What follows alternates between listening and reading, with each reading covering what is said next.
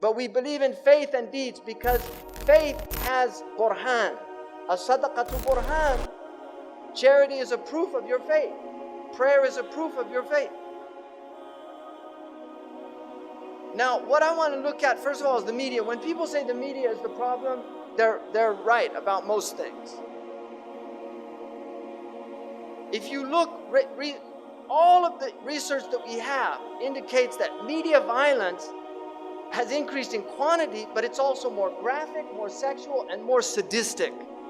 This is the khutawat of Shaitaan. If you watch films from the 1940s, the 1930s, the 1950s, you can see it's slow.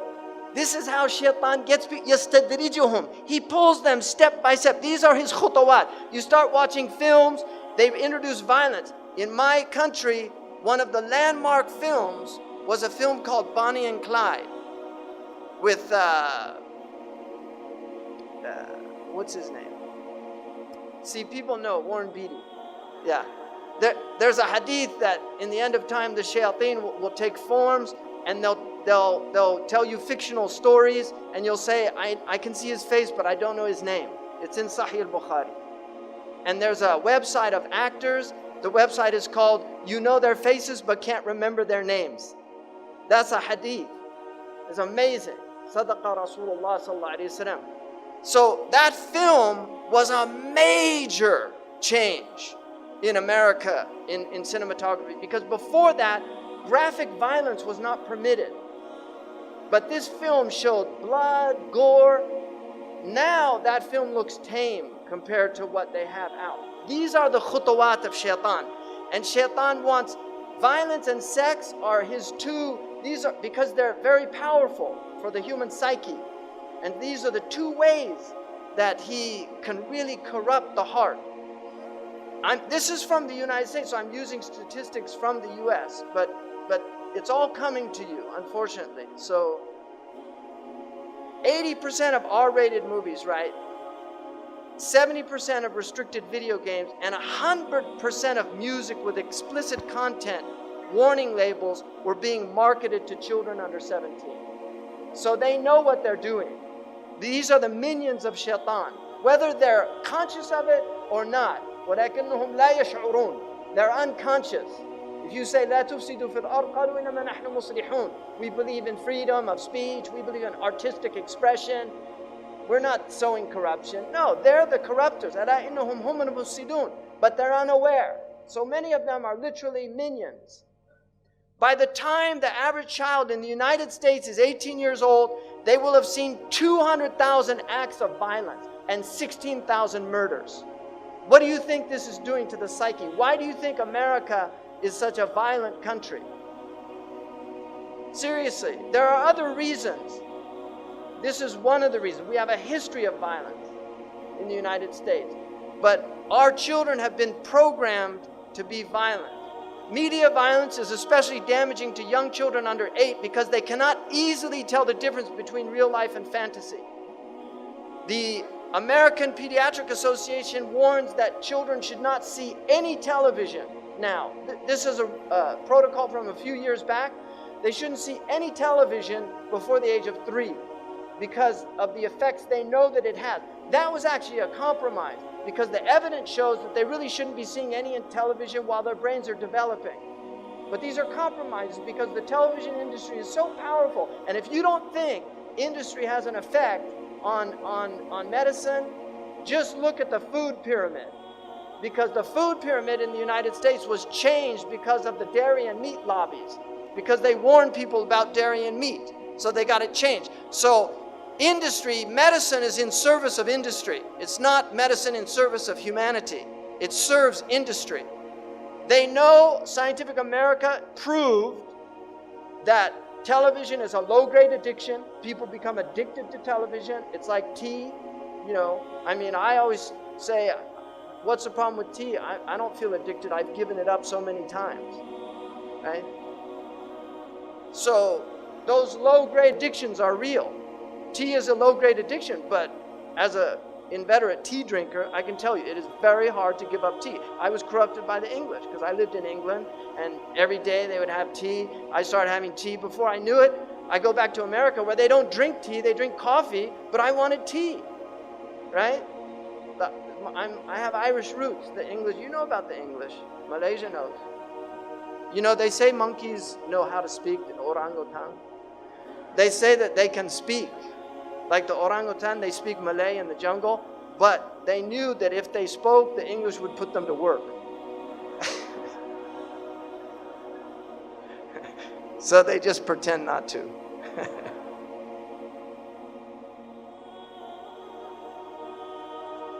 So, TV and film.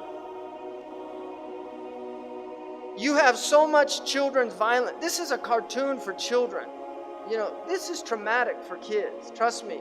I have a person I know who was a child psychiatrist, and he told me he had so many children that had Disney film trauma. Every single Disney film has a dead mother or a mother who dies in the film. Why do they do that? It's traumatic. They know what they're doing. Disney is an evil empire. And this is not a joke. Disney is an evil empire. And why does Disney spread this global message out to turn little girls into princesses? We don't want, all you need is one princess in a country. Or maybe, okay, you have 9 sultanates, so you have to have more. But you don't want a lot of princesses in a country. You want women that will serve, that will work, that will do things. They don't expect everybody to do it for them. And I know the sultanas here serve and do things. That's true. But the Disney princess is served. And all the children are little warriors. So they have this violent attitude in their... I mean, look at this. You know, it's just unbelievable. Hello, Earth. So good to see you. Seeing me. We know you find TV irresistible. And Hulu. Yeah. Now follow me. Below the curtain. To the Hulubratory, where we make the irresistible irresistibler. They killed Kenny! You are correct, sir. And our latest silver bullet, Hulu Plus. Full seasons and full series runs of your favorite shows in your new favorite place. Everywhere. You see, this is your brain on TV. This is your brain on Hulu. So close. And this is your brain on Hulu Plus. And this is your brain with a little sprig of mint. Hulu Plus. That's hot. An eviler plot to destroy the world. Enjoy. You know, people think that's a joke. Trust me, that is no joke. That's Iblis. I mean, the thing about Iblis, he has fun. He really enjoys this show. He enjoys making fun of us, just laughing at us. What are you going to do, give up TV? That's what he says in one of those ads. Not a joke. 2 out of 3 Hollywood films released in 2001 were rated R. And I'll tell you something about R rating today. Shaitaan.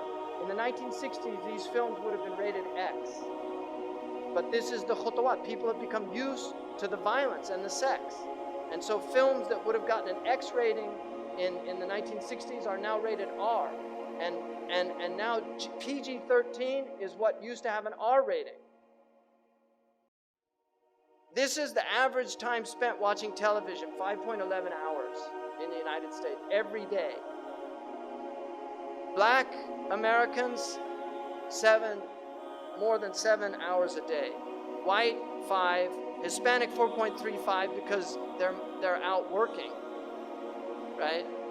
And then the Asians, 3.14 because their tiger moms won't let them watch TV. 99% of households that possess at least one TV. My wife can testify this. I once got a call by one of these people doing a survey, and he said, how many TVs do you have in the house? And I said, I don't have any. He said, come on. I said, I don't have any. He said, none? I said, I don't have a TV. And then he said, I've been doing this for a long time. I've never, ever had a call where they didn't have a TV. So that was kind of a 2.4 TV sets in the average U.S. household, right? Because some have 5, some have 1 in every room. 56% of Americans who pay for cable TV. 49% say they watch too much TV. Amazing. 34 hours per week over the age of 2 spent in front of a TV. 24 hours per week, 2 to 11 spent watching TV. 54% of 4 to 6-year-olds who, when asked to choose between watching TV and spending time with their fathers, preferred television. Average American youth, 900 hours in school, 1,200 hours watching TV. Right? By the time they get out of high school. It's amazing. And then they wonder why our country's become, we don't, in none of the indices we lead anymore, right? The U.S. We already saw there's 200,000. 16,000 number of 30-second TV commercials seen in a year. And you know what they call these? Now an important message from our sponsor. Message in Arabic is risala. This is the real reason they want you to buy and consume their goods, because it's a consumer civilization. Cartoons are very serious. This cartoon was done, it's for adults. The man that does this cartoon, literally, he's an atheist, doesn't believe in anything, makes fun of everything, cynicism, everything's a joke. Kids watch this show. It's a very sophisticated show. This is all about ghosts and demons and the occult. The Scooby-Doo has all these occult themes in it. And then you've got, here's the father of the family, right? Homer Simpson. And there's his relationship with his kid, right? The level of violence during Saturday morning cartoons is higher than the level of violence during prime time. You've got all these cartoons here now, and your kids are growing up on this crap. And you really have to think seriously, garbage in, garbage out. You have to think seriously about what's being done to your children's minds if you're letting them watch TV. There are 3 to 5 violent acts per hour in prime time versus 20 to 25 acts of violence on Saturday morning. Children imitate what they see. If you put a kung fu film and you put a bunch of 8-year-olds and they watch a kung fu film, by the time the film's done, they're all kicking each other. Right? It's a simple fact of life. Music is another area. 2.5 hours per day for teenagers in the United States listening to music. 2.5 hours per day. And as somebody who grew up in America, coming from a musical family, I have so many lyrics that I wish I could sue the people that took that space of my brain, because I would much rather have other things in there. So I have lyrics from, I'm not going to age myself, but I have lyrics from, and empty lyrics, so, I mean, some of them were interesting, but not very many.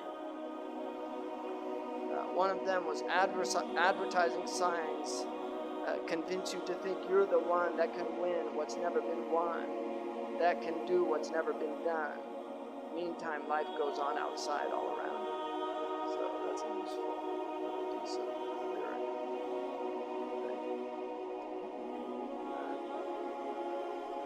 One in 3 popular songs now contain explicit references. Khutuwat, you see, songs used to be like, if you go back to the 1960s, the 1940s and 30s, listen to the songs. Don't, but I can tell you, they were innocent lyrics, mostly innocent lyrics. Some of them had subtle things, but people couldn't work them out unless they were sophisticated. But most of them were just simple lyrics, right? Even in the 1950s, you ain't nothing but a hound dog, right? Crying all the time. Came in late last night, about 10:30. That gal of mine would let me in. Move it on over. Move over a little dog because the big dog's moving in. He's in the doghouse, right? These are the type lyrics they had. Or teach your children well. Their parents' hell did slowly go by. You know, don't ever ask them why. If they told you, you would cry. Just look at them and sigh and know they love you. That's about parents. You know, sometimes you get bad parents. Just know that they still love you, even though they're lousy parents. You know, those are the kind of lyrics. Now, you can't even listen to the lyrics because they're so disgusting, right? They are so filthy. And Fakhruddin al-Razi, in his commentary, says about the verse in the Quran where Shaitaan is threatened that, you know, that you will try to seduce them with your voice. He says by giving them foul lyrics that their children will memorize and repeat. That's in Mafatih al-Ghayb. That was in the 13th century. So what are we doing now? This is the khutuwat of Shaitaan. He's taken people by degrees. America used to be a relatively moral country. It used to have moral values. People used to go to church. They believed in God. They didn't use drugs by and large, right? I mean, it wasn't that long ago. Now you go there and 1 out of every 4 women has a venereal disease they can't get rid of. I'm not making this up. You can see the CDC research on this, right? HPV virus it's a major problem in the United States, causing cervical cancer, genital warts. These are real problems. And now they're promoting sexual behaviors that are pathogenic. They're promoting pathogenic behaviors that, you know, in America, you have all these advertising against saturated fats. You know, like a Big Mac is not going to kill you if you eat 1 of them. It'll do some damage, but it won't kill you. Even if you ate 100 of them, it's going to make you sick, but it's not going to kill you. But 1 time of rectal intercourse can be a death sentence. 1 time. And yet in America, they have all these ads warning people against saturated fats, and there's no ads warning them against deviant sexual behavior. Why is that? Because there are lobbies that say that that is hate speech. Why is that? It's not right. You should warn young people that you can get a venereal disease that you'll never get rid of. And as somebody who worked as an RN, I worked 2 years with a gastroenterologist. I saw firsthand the effects of rectal intercourse. And this is why it's prohibited for males on males or males on females. It's haram in our religion. It's not about homosexuality. It's simply about this sickness. Because if you do that, you will get very serious sicknesses. Your sphincter loses its control. One of the things, a miracle of the Prophet, is he said that the people of Lut, they couldn't control their wind in their majalis. It's in the hadith that they used to pass wind because they lose the sphincter is no longer doing its function because they've ruined the function by doing something that was never meant to be done. But they don't teach people this. They say, oh, it's normal, embrace yourself. The number of times an adolescent is exposed to explicit substance references, 35 per hour. They're listening to 2.5 hours a day, 35 per hour, 84 per day, 591 per week, being told about alcohol and drugs in these lyrics. These are the khutuwat of Shaitaan. A long way from Puff the Magic Dragon, which they said was a 1950s song that was really about smoking marijuana. You know, Puff the Magic Dragon, live by the sea.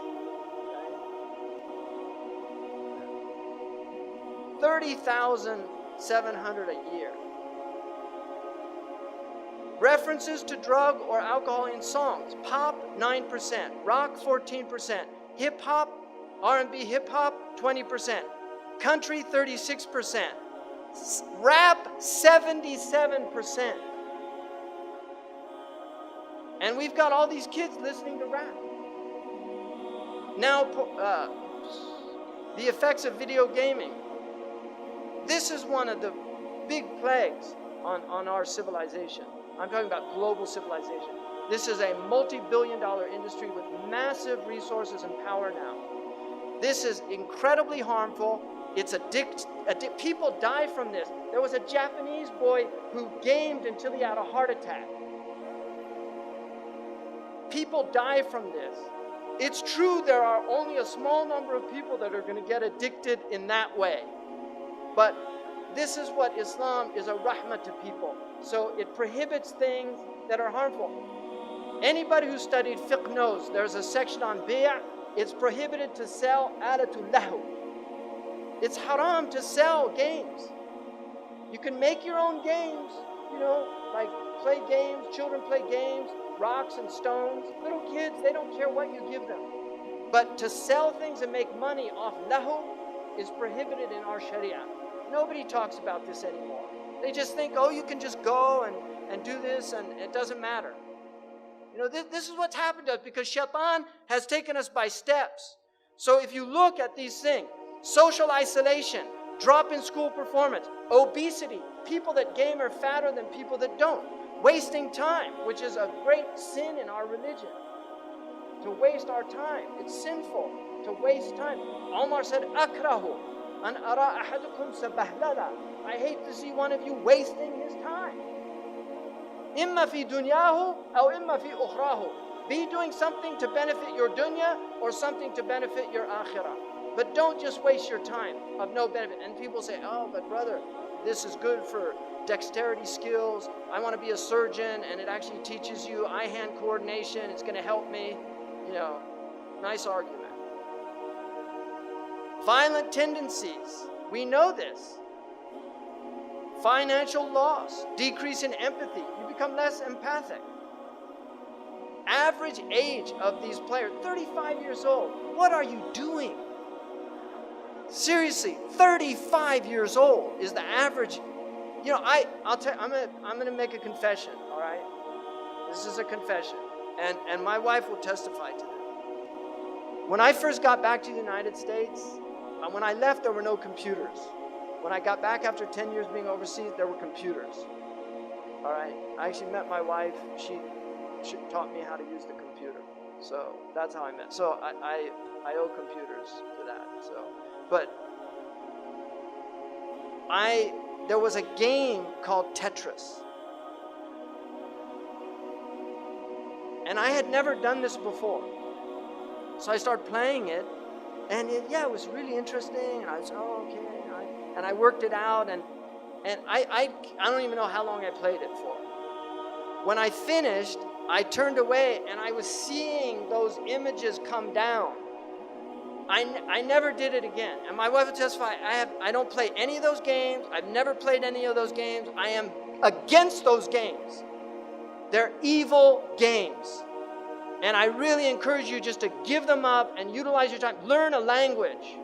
Go talk to the Orang Asli about Islam. Go clean up. Get volunteer groups that do litter pickup on your streets. Seriously, go do something useful. Go work out. Keep your body healthy. Go play soccer. Go visit your grandmother. Go to a hospital and visit people that aren't getting people visiting them. Do something useful, but don't waste your time doing this. 49% are 18 to 49-year-olds. 25% less than 18-year-old. 26% are over 50 years old. So this is ammat al-balwa. Look at the physical fight. Gamers, 40% of females have been in a physical fight in America, 51% of males. Look at the non-gamers, 14% as opposed to 28%. And they'll say, oh, but you can't prove any correlation, right? You can't prove it. You don't need a rocket scientist to just know the obvious. It's like the study they did in America to find out why pizzas burn people the roof of their mouth, and then they found it's because the cheese covers the heat on the tomato sauce, right? After spending a lot of money to work that out. This is the kind of stupidity that, right? Poor grades. Females, almost 40%. 35% of the males, as opposed to 20% and 23%. No relationship though, no correlation, can't prove it. Damaged property, 15% of the gamers, 23%. This is people going out and damaging property. In other words, delinquency. 5% of females, 10% of males, which is still high, I think. 89% of top-selling video games contain violent content. Half of it is of a serious nature. Highly criticized video game Grand Theft Auto, which was actually developed by some criminals. They were real criminals, drug dealers. They came up with this idea. You get points by killing policemen. And then they wonder why all these, violence towards police, right? And then the police react. It's a two-way street in America. If you notice in a lot of these situations, they completely disregard the police. They don't do what they tell them. They say, get on the ground. They don't get on the ground. It's a major problem. And the police use excessive force, especially against African Americans. It's a horrific situation that we have in the United States against poor people. These police forces, and now they're giving them commando equipment. They look like they just got off the desert war, right? They have tanks in small towns in America. Shaitaan gets you little by little, step by step. We used to have policemen that didn't carry guns in the United States. England used to have policemen, they didn't carry guns. They called them bobbies. You asked them a question. Right? Now they have Uzis or whatever they're using. They don't use Uzi. I don't know what their gun is, what their weapon of mass destruction of choice is in England.